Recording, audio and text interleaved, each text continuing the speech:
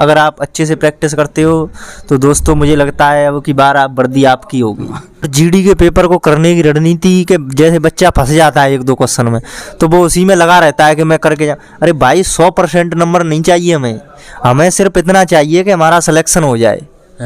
जिस सब टॉपिक को लग रहा है आपका कमज़ोर है उस टॉपिक को ज़्यादा से ज़्यादा रिवाइज करें, ज़्यादा से ज़्यादा उसकी प्रैक्टिस करें। भी मेरे साथी हैं जो आगे एसएससी जीडी की तैयारी कर रहे हैं या उनका भर्ती होना चाहते हैं, मैं यही कहना चाहता हूं उन सभी को कि ज़्यादा से ज़्यादा प्रैक्टिस करें, क्योंकि प्रैक्टिस से ही आपका स्कोर इंक्रीज होगा। अब आप पढ़ते रहिए प्रैक्टिस ना मत कीजिए तो उससे भी कुछ नहीं होने वाला है। पीछे से पेपर दे के आते हैं, रिजल्ट आता है, पता पड़ा मेरे कितने नंबर है, मेरे तो यार इतने नंबर है, इतने आने चाहिए थे। वो इसलिए होता है क्योंकि आपके दिमाग में वो कन्फ्यूजन रहता है कि मेरा तो सही है, लेकिन वो सही नहीं है वास्तव में। क्यों? आपने उसकी प्रैक्टिस ही नहीं की, आपने सिर्फ ऐसे पढ़ दिया, उससे क्या होता है। इसलिए मैं मानता हूँ भाई लोगों, हिंदी को भी ऐसे बारीकता से पढ़ो एक एक शब्द को, क्यों हिंदी बहुत महत्वपूर्ण होती है। एसएससी जीडी में सिलेक्शन का जो मेन मुद्दा है ना वो हिंदी होती है।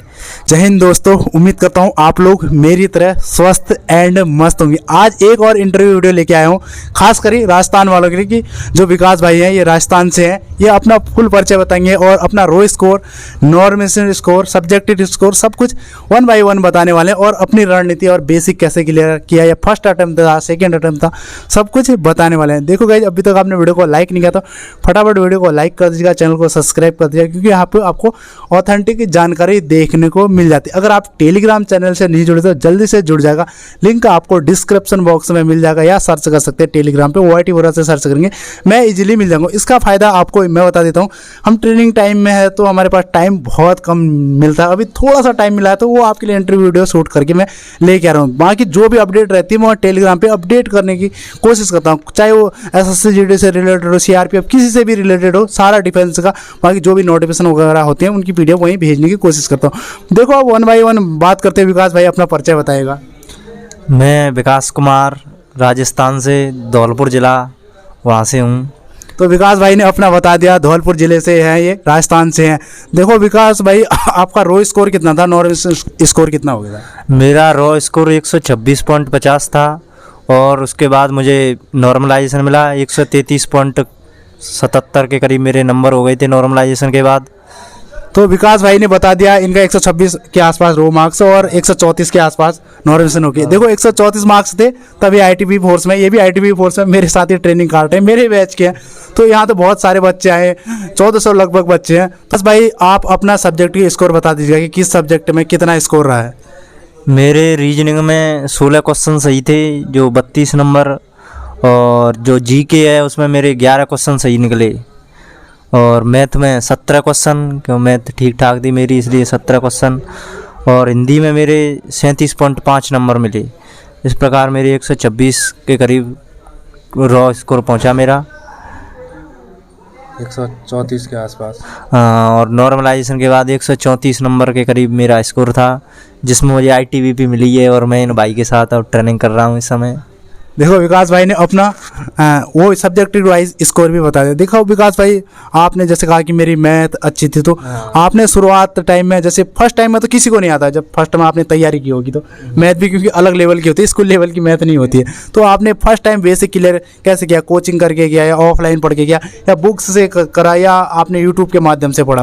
फर्स्ट टाइम मैंने फर्स्ट टाइम तो थोड़ा अपने लोकल में ही कोचिंग थी उससे ली, फिर उसके बाद मैंने YouTube के माध्यम से बहुत पढ़ा। जो चैनल हैं जैसे RWA है, एग्जामपुर है, उनके द्वारा मैंने उन सर से मैथ करी और उसी से ज़्यादातर ऑनलाइन तैयारी ज़्यादा की है। मैंने प्राइवेट कोचिंग बहुत कम ली है। जैसे अच्छा, आपने बेसिक क्लियर, जैसे हल्का सा बेसिक पहले क्लियर किया होगा सब्जेक्टिव वाइज, तो लोकल कोचिंग से किया था, जो अपने धौलपुर ज़िले में ही छोटी कोचिंग है उनसे ही थोड़ा किया।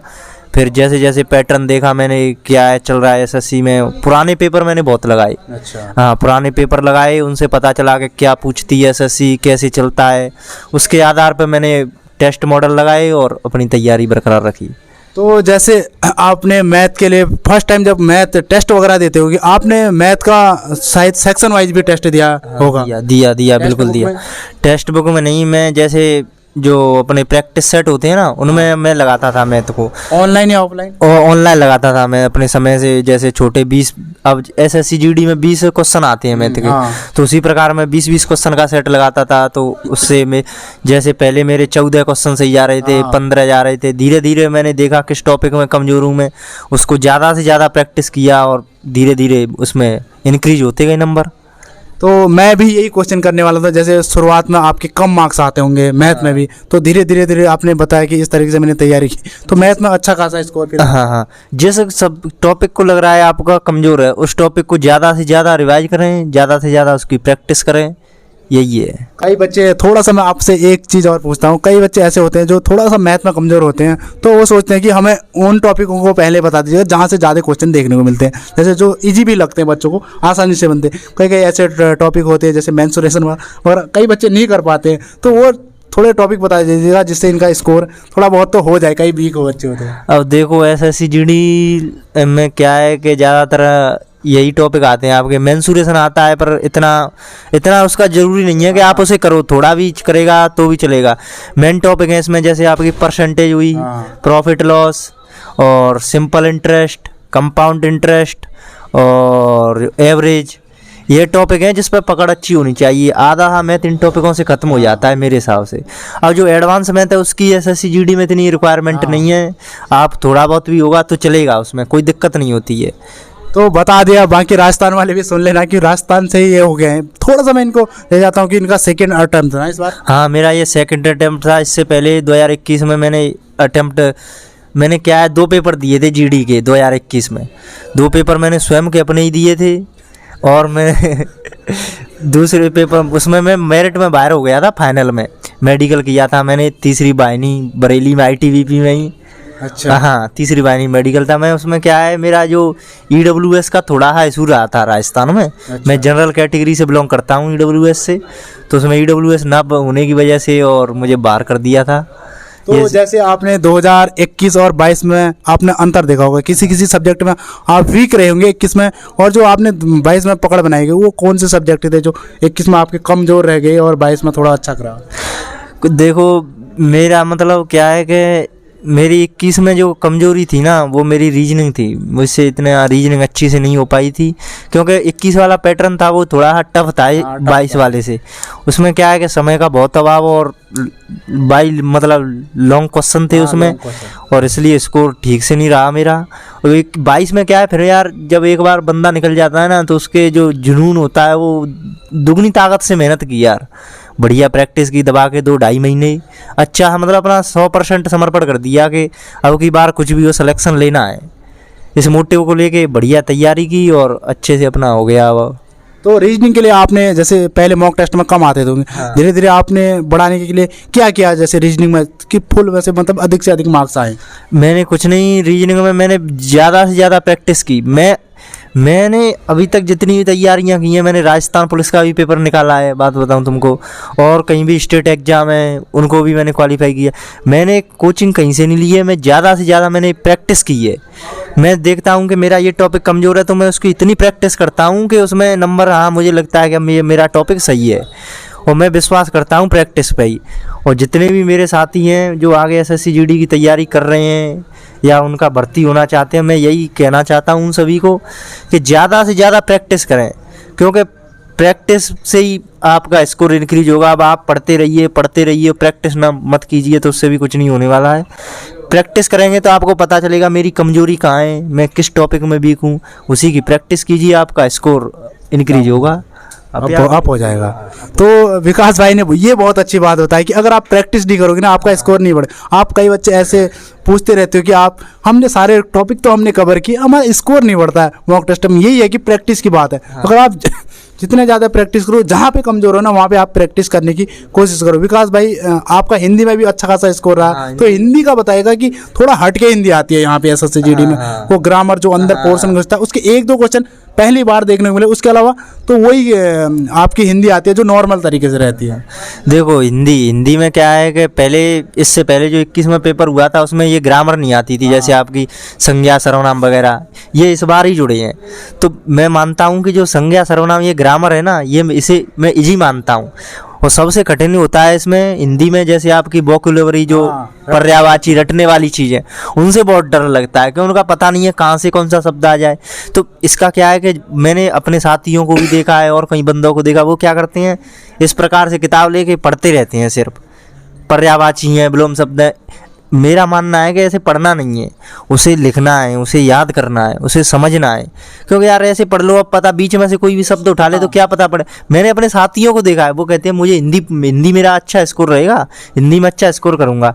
पीछे से पेपर दे के आते हैं, रिजल्ट आता है, पता पड़ा मेरे कितने नंबर है, मेरे तो यार इतने नंबर है, इतने आने चाहिए थे। वो इसलिए होता है क्योंकि आपके दिमाग में वो कन्फ्यूजन रहता है कि मेरा तो सही है, लेकिन वो सही नहीं है वास्तव में। क्यों? आपने उसकी प्रैक्टिस ही नहीं की, आपने सिर्फ ऐसे पढ़ दिया, उससे क्या होता है। इसलिए मैं मानता हूँ भाई लोगों, हिंदी को भी ऐसे बारीकता से पढ़ो एक एक शब्द को, क्यों हिंदी बहुत महत्वपूर्ण होती है। एसएससी जीडी में सिलेक्शन का जो मेन मुद्दा है ना, वो हिंदी होती है। क्योंकि हर बंदा इसमें अच्छा कर सकता है यदि वो अपना एफर्ट लगाए तो। इसलिए हिंदी को बारीकी से पढ़ना है मेरे दोस्तों। तो विकास भाई ने बता दिया हिंदी अच्छे से आपने पढ़ना है। तो मेरा भी हिंदी में अच्छा खासा स्कोर था, अगर हिंदी में नहीं होता तो और डाउन हो जाता। तो इसलिए आपको हिंदी अच्छे से पढ़ने, बाकी जो ग्रामर वाला पोर्शन 1-2 क्वेश्चन बताए उसको बाद में करना है, पहले अपना जो वो वाला कर लेना। बाकी 1-2 क्वेश्चन अगर ना भी हो पाए ना, छूट जाएगा तो चलेगा। और जीडी के पेपर को करने की रणनीति के जैसे बच्चा फंस जाता है 1-2 क्वेश्चन में, तो वो उसी में लगा रहता है कि मैं करके जा। अरे भाई 100% नंबर नहीं चाहिए हमें सिर्फ इतना चाहिए कि हमारा सिलेक्शन हो जाए। यस, इतना चाहिए हमारा सिलेक्शन हो जाए। और मतलब अपना देखिए कि हमने तैयारी किस लेवल की है, उसी हिसाब से अपने क्वेश्चन कीजिए। क्योंकि बच्चे क्या करते हैं कि 70-80 क्वेश्चन लगा होते हैं, पीछे से पता चलता है कि नेगेटिव चला गया सारा नंबर। ऐसा नहीं दोस्तों, जितना आ रहा है उतना कीजिए, 100% सत्य कीजिए। हमें 100 में से 100 नंबर नहीं लाने हैं, हमें इतना लाना है कि हमारा सिलेक्शन हो जाए। इसलिए दोस्तों बारीकी से कीजिए, सिली मिस्टेक से बचिए। क्योंकि जीडी में समय बहुत कम होता है, क्वेश्चन की संख्या अधिक होती है, उसमें क्या है सिली मिस्टेक होती है, पॉइंटों में, संख्या में, फेरबदल में। इसलिए इन मिस्टेकों से आप बचेंगे तो आपका सिलेक्शन निश्चित ही होगा। तो विकास भाई ने बता दिया। मैं भी मानता हूँ कि आप लिख के प्रैक्टिस करिएगा। जैसे हिंदी में अगर आप देखो, हिंदी ऐसा सब्जेक्ट है ना, चाहे आप कम भी पढ़ोगे ना, मुझे लगता है ना विकास भाई, हिंदी में चाहे कम भी पढ़ते हो ना, आदमी 20 में से 20 ही क्वेश्चन करता है। मुझे लगता है चाहे वो गलत हो जाए अलग बात है। बिल्कुल बिल्कुल, 20 में से 20 ही करता है, वो करना भी चाहिए। पर लेकिन थोड़ा देखना चाहिए कि मैं क्या पूछ रहा है क्वेश्चन में और मैं क्या जवाब दे रहा हूँ, उस हिसाब से। तो विकास भाई बता रहे हैं, मैं भी यही मानता हूँ, अगर आप हिंदी की प्रैक्टिस नहीं करोगे ना, फिर आप वहाँ कंफ्यूज होगे। आपको करने तो 20 में से 20 है, चाहे कितना भी कमजोर है वो भी 20 में से 20 कर जाता है, चाहे वो उसकी गलत हो जाए। तो आपको प्रैक्टिस रखनी है। जैसे टॉपिक कौन से आते हैं, एक तो आपका भरने वाला 5 नंबर का, वो तो अगर उसकी बार बार प्रैक्टिस करें, मॉक टेस्ट से, हाँ, जो रिक्त स्थान वाला है उसकी प्रैक्टिस जितनी आप प्रैक्टिस कर लोगे उस हिसाब से वो आपका सही निकल जाएगा। क्योंकि वो कोई निश्चित नहीं है कहाँ से आ जाए और कैसा आ जाए, वो प्रैक्टिस पर याद आ रहता है पूरा। देखो जैसे इंग्लिश में क्लोज टेस्ट है, वो भी वैसे ही है। रिक्त स्थान में 5 नंबर का आ गया, बाकी पर्यायवाची आते हैं। आपके विलोम शब्द वगैरह आते हैं, अनेकार्थी के लिए एक शब्द, और वाक्य वर्तनी शुद्ध, इस तरीके वर्तनी शुद्ध और वाक्य में शुद्धि, हाँ, इस प्रकार आते हैं। मतलब अपनी तैयारी कीजिए, अपनी लिख लिख के प्रैक्टिस कीजिए, हिंदी की, मैथ की, रीजनिंग की, जीके जीएस की, अपने करंट अफेयर थोड़ा देखते रहिए। और अपनी प्रैक्टिस मेन चीज़ है। आपके पास अभी काफ़ी समय, अगर आप अच्छे से प्रैक्टिस करते हो तो दोस्तों मुझे लगता है अब की बार आप वर्दी आपकी होगी। थोड़ा जीके का बता दीजिएगा इन लोगों को कि जीके में कैसे पढ़ें। जीके का भी वही है, आपको क्या है कि जीके में अब एसएससी की जीके बहुत लंबी होती है, इसलिए हमें पूरा नहीं पढ़ना है। हमें पिछले पेपरों को देखते हुए उसके हिसाब से अपना सिलेबस तय करना है और उनको ही थोड़ा थोड़ा पढ़ते रहना है। और तो करंट अफेयर में देखते रहना है क्या चल रहा है, कैसे चल रहा है। इस प्रकार जीके में कोई नहीं, जीके में अगर आप 10-11 क्वेश्चन, 12 क्वेश्चन भी करते हो तो आपका सिलेक्शन हो जाएगा। ऐसा कोई जीके में अच्छा रोल नहीं रहता है किसी का भी। जीके किसी की पूरी नहीं हुई है, बस अपनी देखते रहे। मतलब इतना भी कमज़ोर नहीं होना चाहिए कि उस क्वेश्चन को सभी कर रहे हैं और आप गलत कर रहे हो। क्या है कि हमें जब भी बच्चों से आगे निकल सकते हैं जब या तो सभी उसको गलत कर रहे हो, हम सही कर रहे हो, या फिर उसको सभी सही कर रहे हो, हम गलत कर रहे हैं, जब हम पीछे रहते हैं। तो बस वही है कि थोड़ा जीके को देखता रहिए। अपने नॉर्मल स्पीडी वगैरह की किताब है, लूसेंट वगैरह की किताब है, काफ़ी अच्छी है और इनसे ही हो जाता है। और कोई नहीं। विकास भाई ने बता दिया। मैं भी मानता हूँ कि आप अगर ना 22 से 24 नंबर ला जाते हो ना, 50 से 60% अगर जीके में कर देते हो ना, तो आपका 100% मान्य होता है। 100। अगर आप 0 करोगे ना, फिर उन बच्चों से जैसे आप इजी क्वेश्चन आते हैं, अगर वो क्वेश्चनों को आप गलत कर देंगे तो आप उनसे पीछे रह जाएंगे। इजी क्वेश्चन पेपर का मकसद होता है इजी क्वेश्चन कभी भी गलत ना हो। कठिन गलत होगा तो वो सबका होगा, आपका नहीं होगा, उससे आप पर कोई फर्क नहीं पड़े। अगर इजी गलत हो गया तो उसी क्वेश्चन से जो और बच्चे हैं वो जंप ले जाते हैं, वो आप डाउन हो जाते हैं।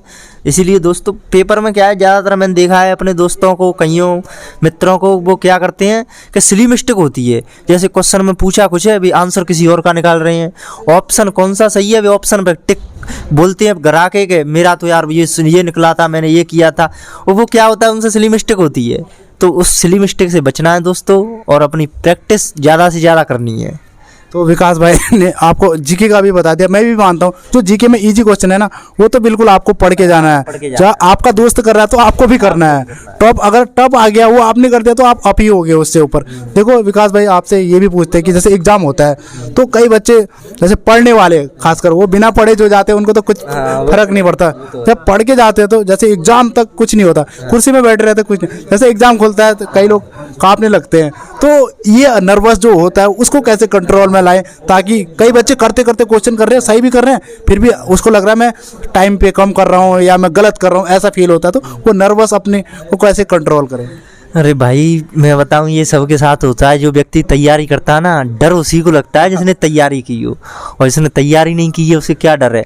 ये सभी के साथ होता है, आपके साथ नहीं है। पर क्या है, उस समय आपको ये नहीं सोचना है कि मेरा सिलेक्शन होगा या नहीं, आपको सिर्फ ये सोचना है कि मैं अपना 100% दे पा रहा हूँ या नहीं। आपको उस चीज़ से कोई मतलब ही नहीं है। हाथ सबके कांपते हैं। मैं भी जिस समय एक 22 वाली भर्ती में कंप्यूटर पर बैठा था ना, कंप्यूटर नहीं खुल रहा था बोरा भाई मुझसे, ऐसी हालत थी। जो मेरा लास्ट अटेम्प्ट था ये जीडी का, इसके बाद मैं नहीं दे सकता था। पर मैं पहले सोच के आया था घर से, मैंने कि मुझे मतलब नहीं है मेरा सिलेक्शन हो या ना हो, मैंने जो किया है उसका मैं 100% दे सकता हूँ या नहीं। इसलिए मेरे दोस्तों, ये सभी के साथ घबराना नहीं है। नौकरी लगे या ना लगे, अपने घबराना नहीं है, अपना 100% देना है। अगर आपकी मेहनत में आपने मेहनत की है दिल से, सच्चाई से, ईमानदारी से, तो आपका सिलेक्शन कभी नहीं रुकता है दोस्तों। मैंने बहुत देखा है और बहुत बंदों को, जिसने मेहनत की है ना उसका सिलेक्शन होता है। और ये नर्वस नहीं होना है बिल्कुल भी, फ्री माइंड से पेपर देना है। क्यों, मैंने तैयारी की है, मेरा सिलेक्शन होगा, इस मोटिव को लेकर, और निश्चिंत होकर पेपर कीजिए, आपका सिलेक्शन श्योर होगा। विकास भाई ने बता दिया, मैं भी यही मानता हूँ। आपने सोचना है, अगर आप पढ़ के आए ना, आपका दोस्त भी उतना ही पढ़ के आया हो, आपसे ज़्यादा नहीं पढ़ के आया, आप ये सोचना अपना बेस्ट देना। अगर आप बेस्ट दे जाओगे ना तो आपका सिलेक्शन हो जाएगा। बाकी विकास भाई थोड़ा सा बात करते हैं टाइमिंग के ऊपर। कई बच्चे ऐसे होते हैं जीके और हिंदी में बहुत टाइम लगा देते हैं, फिर मैथ रीजनिंग के लिए नहीं बचता। तो जीके और हिंदी का इनको बताइएगा कि कितना जीके को जो क्वेश्चन होते हैं उनको करने के लिए देना चाहिए, और जो आपका हिंदी होता है 20 क्वेश्चन, उनको कितने मिनट में कर ही देना चाहिए एग्जाम के दिन। ये जीडी की जो भर्ती है ना, उसमें टाइम क्वेश्चन का बहुत मैनेज है, क्योंकि इसमें समय बहुत कम है। क्वेश्चन की संख्या 60 मिनट में 80 क्वेश्चन होते हैं, जो अपने आप में एक बहुत बड़ा है। उसमें 20 रीजनिंग के, 20 मैथ के। तो इसमें टाइम का क्या है, आप पेपर से स्टार्ट कीजिए। आप जैसे ही पेपर स्टार्ट करते हैं, कौन सा भी पार्ट खुलता है, आप सबसे पहले उन क्वेश्चनों पर हल कीजिए, उन क्वेश्चनों को जिन्हें आप नज़र में देखते ही करते हैं, चाहे वो मैथ हो, चाहे रीजनिंग हो, चाहे हिंदी हो। और हिंदी और जीके में ज़्यादा समय नहीं बर्बाद करना है दोस्तों। ज़्यादा से ज़्यादा 5 मिनट 7 मिनट में ये समाप्त हो जाने चाहिए पोर्शन। उसके बाद मैथ और रीजनिंग में सबसे पहले उन क्वेश्चनों को छेड़ना चाहिए जो तुम्हें लगता है कि यहाँ मैंने पढ़ा है, इसकी प्रैक्टिस की है। क्यों, अगर आपने प्रैक्टिस नहीं की होगी तो आप उस क्वेश्चन को करने में बहुत समय ले लेंगे, जिससे आपका अगर 5 मिनट भी अगर पेपर में बिगड़ गए ना, तो दोस्तों सिलेक्शन बहुत मुश्किल हो जाएगा। इसलिए उन क्वेश्चनों को कीजिए जिसकी आपने प्रैक्टिस की है घर पे, आपको लगता है कि हाँ मैंने ये देखा है अपनी आँखों से। अब आपने वो क्वेश्चन कभी देखा ही नहीं है, उसे किया ही नहीं है, आप उसे करने बैठ गए ना, तो आपका समय ले मरेगा। अगर जैसे ही समय आपका स्पेंड हो गया ज़्यादा, तो आपका सिलेक्शन बहुत कब दूर हो जाएगा। आपको वही क्वेश्चन करने हैं, अरे 100 क्वेश्चन नहीं करने, 80 क्वेश्चन पूरे नहीं करने हैं किसी भाई को, उतने ही करने हैं जितना आपने पढ़ा है। क्योंकि भाई नेगेटिव भी है इसमें। एक वो नेगेटिव क्या होता है कि जिस बच्चे का सिलेक्शन होता है ना, उसको भी नीचे ले आती है। इसलिए उतना ही करना है जितना कि आपने पढ़ा है, और उसी क्वेश्चन को छेड़ना है जो लगता है कि हाँ मैं कर सकता हूँ। जैसे ही उन क्वेश्चनों करने के बाद आपके पास समय बचता है, फिर उन क्वेश्चनों पर टाइम स्पेंड कीजिए अपना, और वैसे क्वेश्चनों को नहीं छेड़ना है जिसको आपने देखा ही नहीं हो, आपको लगता है कि मुझसे नहीं होगा। रीजनिंग के जैसे बड़े बड़े क्वेश्चन आते हैं जो क्या कहते हैं वेन डायग्राम के और पंक्ति में बैठाने वाले, उनको करना है। मैं ये नहीं बोल रहा नहीं करना है, पर उनको स्किप करना है, क्योंकि एग्जामिनर भी परीक्षा में कुछ क्वेश्चन स्किप करने वाले डालता है, पजल वगैरह। हाँ पजल वगैरह के।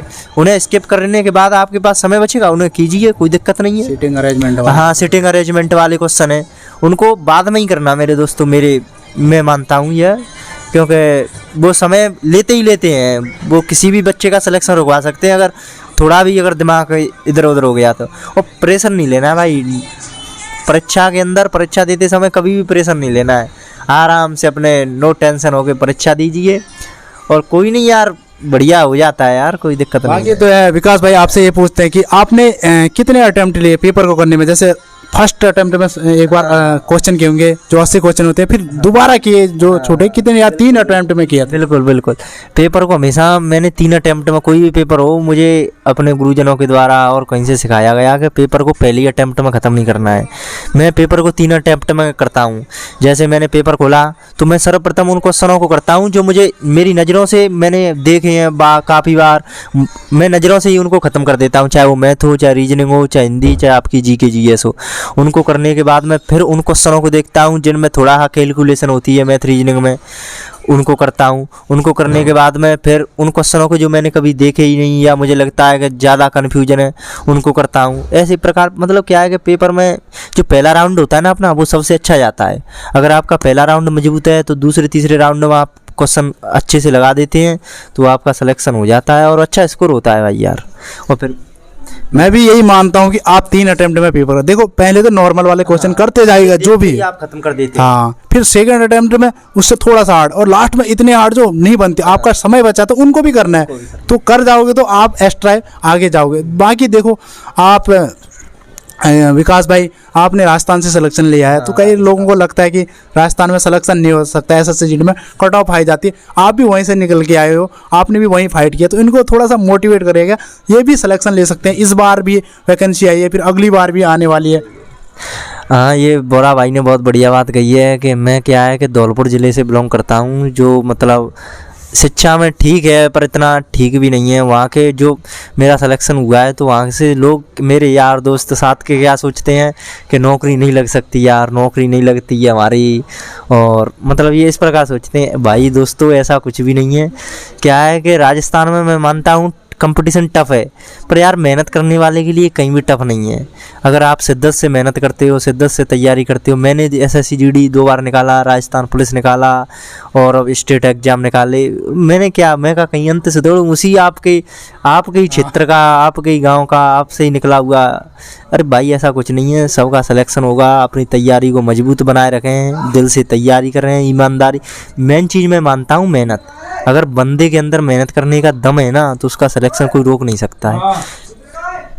तो विकास भाई ने बता दिया, आप भी वहीं से हो और विकास भाई भी वहीं से है। देखो आप अदर स्टेट बारे के में सोचोगे ना, तो आपका सिलेक्शन होना है नहीं, क्यों अदर स्टेट में तो जाना है नहीं, तो आप चेंजेस भी नहीं कर सकते। जो जहाँ पे रूल्स हैं वही आपको अपने ही स्टेट में, आपका दोस्त सिलेक्शन ले जाएगा, आप रोते रहोगे, ये मत सोचना है। बाकी देखो कहीं से भी, ये विकास भाई ने बोला कि अगर आप मेहनत करने का जुनून रखते हो ना, किसी भी स्टेट से हो, हर चीज़ में, जैसे एसएससी जीडी में नक्सल वगैरह भी होते हैं, बॉर्डर वगैरह होता है, इसमें ही होता है। अदरवाइज और जगह तो सब सेम होता है, अदर जगह वाले भी सिलेक्शन लेते हैं। बाकी देखो जैसे मैं बॉर्डर का हूँ, ये भाई जनरल डिस्ट्रिक्ट में, कहीं को लगता होगा कि बॉर्डर में आसान है, नॉर्मल है, बट मैं आपको बता देता हूँ मैंने भी बहुत सारे एग्जाम क्लियर किए हैं। बाकी देखो जैसे अभी सीआरपीएफ एससीएम का है, उसमें भी ऑल इंडिया मेरिट लगती है, उसमें भी नाम है अपना। तो ऐसा कुछ नहीं है, आप माइंड का सोच, अगर आपको जहाँ फाइट करनी है ना, आपको वहीं लड़ना पड़ेगा। बाकी फालतू अगर ऐसी चीज़ों में फंसे रहोगे तो आपका दोस्त तो सिलेक्शन ले जाएगा, तो ये लोग नहीं ले पाएंगे। क्योंकि मतलब नेगेटिविटी बिल्कुल दिमाग में नहीं रखनी है यार। उस स्टेट से सिलेक्शन होते हैं, उस कैटेगरी के सिलेक्शन। मैं जनरल से हूँ, राजस्थान से हूँ, और मैंने बहुत एग्जाम निकाले हैं। क्या किससे निकाले हैं? वो भाई मेहनत से निकाले।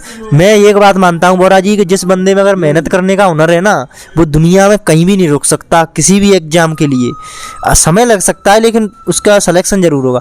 मैंने सोचा था कि मुझे फौज में जाना है, तो मैंने 21 वाली भर्ती निकाली। इस वाली 21 में मैं फाइनल मेरिट में रह गया, तो मुझे बड़ा दुख हुआ। मुझे लगा कि शायद यार मेरा सिलेक्शन नहीं होगा। फिर मैंने इतनी जो तैयारी अपनी अच्छी की, बार बार प्रैक्टिस की, अभ्यास किया, मैंने देखा अपनी कमियों को स्वीकार। बंदा क्या है कि अपनी कमी स्वीकार नहीं करता है पहली बार, वो सोचता है कि नहीं मुझ पे सब कुछ आता है। भाई कोई किस नहीं होता है, कोई 100% नहीं है इस दुनिया में। इसलिए अपनी तैयारी को दिन पर दिन इंक्रीज करते रहें, बढ़ाते रहें, देखें मुझ पे क्या आ रहा है क्या नहीं आ रहा है, और अपना देखते रहें। और सभी का सिलेक्शन होगा, निश्चित सिलेक्शन होगा। अपनी तैयारी को सिर्फ बनाए रखें अपनी डेली रूटीन में अपना। और कुछ बंदे कहते हैं कि यार मैं 15 घंटे पढ़ता हूँ, मैं 20 घंटे पढ़ता हूँ। भाई लोगों, मैं सभी से यही कहना चाहता हूँ कि किसी को 15 घंटे, 20 घंटे, 24 घंटे नहीं पढ़ने हैं। उतना पढ़ना है जितना अपना दिल करे, 7 घंटे, 8 घंटे, ज़्यादा से ज़्यादा। इससे ज़्यादा नहीं पढ़ना है, चाहे कोई भी एग्ज़ाम की तैयारी करो, क्योंकि उतना पढ़ो जितना अपन सहन कर पा रहे हैं। पर जो भी पढ़ो उसे दिमाग से पढ़ो, दिल से पढ़ो, और उसको रिवाइज करें बार बार। मतलब अच्छे से पढ़ें, याद करें, रिवाइज करें, और उसके बार बार अभ्यास करें। बाकी देखो इनने बता दिया, बाकी फिर अभ्यास करो, फिर मॉक टेस्ट वगैरह देते रहो। देखो फर्स्ट टाइम इंटरव्यू दे रहे हो या इससे पहले कहीं दिया आपने? नहीं, मैं पहली बार इंटरव्यू दे रहा हूँ बड़ा भाई, मैंने इससे पहले कहीं इंटरव्यू नहीं दिया है। तो हमारे चैनल पे आके आपको कैसा लगा? बहुत बढ़िया लगा, बहुत अच्छा फील हो रहा है, ठीक लग रहा है, और बढ़िया अच्छा। बाकी दोस्तों फिर अब एंड करते हैं। राजस्थान वाले जितने भी है ना भाई, और बाकी स्टेट के लिए तो है ही, जहाँ कट ऑफ कम जाती है उनके लिए तो बाकी मोटिवेट है ही। आप भी ऐसी मेहनत करोगे तो आप ऐसा सबकी पोस्ट तक जा सकते हो। बिल्कुल बिल्कुल, SSC GD में SSF बहुत अच्छी पोस्ट है, और ज़्यादा से ज़्यादा मेहनत करें, और अपनी जितनी क्षमता है ना उससे अधिक मेहनत करने की सोचें। हमारी क्षमता अगर थोड़ी है तो उससे ऊपर बढ़ाएं, फिर उससे ऊपर बढ़ाएं, ज़्यादा से ज़्यादा सोचें, क्योंकि सोचेंगे जब ही करेंगे। इसलिए मैं दोस्तों को कहना चाहता हूँ अपनी तैयारी बढ़िया करें, भर्ती आपके सामने है, सिलेक्शन आपका निश्चित होगा। अरे कभी भी नेगेटिविटी पे नहीं जाना है कि भाई यार जगह कम है, सिलेक्शन नहीं होता, पैसों से सिलेक्शन होता है। भाई ऐसा कुछ नहीं है, सिर्फ सिलेक्शन उसी बंदे का होता है जिसमें दम है, मेहनत कर सकता है, उसके अंदर हुनर है, उसके अंदर जुनून है। बाकी और कुछ नहीं है इस दुनिया में, वही सिलेक्शन ले जाता है। और कहने वाले रह जाते हैं, और मेहनत करने वाला चुपचाप अपना सिलेक्शन ले जाता है। यही है दोस्तों। तो विकास भाई ने बता दिया। बाकी देखो दोस्तों, हम ट्रेनिंग सेंटर में हैं, आज कल से फिर हमारे ट्रेनिंग शुरू हो जाएगी, क्योंकि आज संडे का दिन है तो वर्किंग वगैरह होता है। बाकी आपको अगर सॉन्ग वगैरह की आती है तो बात एडजस्ट कर लीजिएगा, क्योंकि ट्रेनिंग सेंटर में बहुत सारे लोग होते हैं यार। किस किस को हम मना करेंगे कि सॉन्ग मत बजाओ सामने। थोड़ा बहुत अगर बजता है तो आपको, फिर भी हमने माइक का यूज किया है। बाकी सॉन्ग वगैरह हल्का सा बजता है तो आप हमारी बातों को ध्यान से सुनने की कोशिश करिएगा। बाकी हम किस किस को बोल सकते हैं, हर किसी को नहीं बोल सकते। बाकी आप भी समझदार हो, क्योंकि बहुत सारे लोग होते हैं एक बैरक के साथ तो जुड़े रहते हैं, वो भी अपने दोस्त हैं, वो भी इंजॉय कर रहे हैं। क्योंकि इंटरनेट का यहाँ बहुत ज़्यादा इशू है। जहाँ हम वीडियो शूट कर रहे हैं ना, यहीं पे इंटरनेट चलता है, तो उनकी भी गलती नहीं है, वो भी बेचारे वहाँ पे गाने वगैरह सुनने, इंजॉय करने, संडे का दिन है तो इंजॉय करते हैं। बाकी आप हमारी जो बातें बताई है उनका आप अच्छे से अपने दिमाग में बैठा लीजिएगा। अगर इस बार सिलेक्शन आप लोग ना, आपके मम्मी पापा सबसे ज़्यादा खुश होंगे। उम्मीद करता हूँ फिर वीडियो पसंद आए तो वीडियो को लाइक कर दीजिएगा, चैनल को सब्सक्राइब। गाइस फिर मिलते हैं नेक्स्ट वीडियो में, तब तक के लिए टाटा बाय बाय, जय हिंद, जय भारत, भगवान करे आपका दिन शुभ हो, टेक केयर, बाय बाय।